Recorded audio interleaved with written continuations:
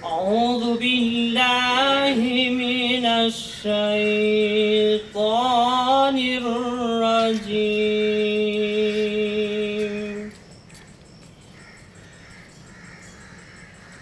بسم الله الرحمن الرحيم.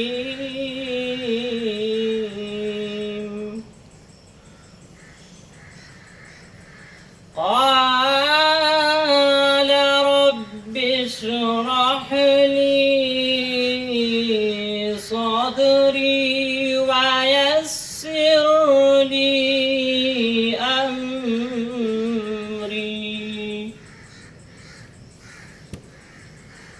واحلل عقدة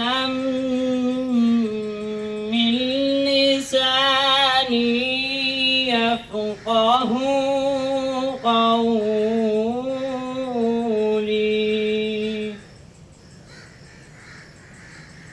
واجعل لي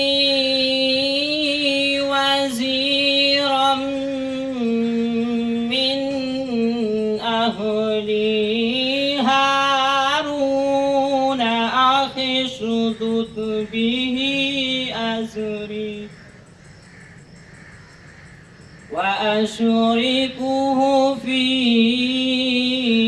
أمري كي نسبحك كثيرا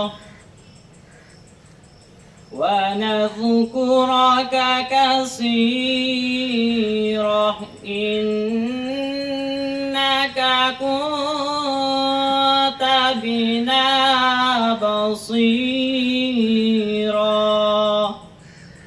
صدق الله العظيم.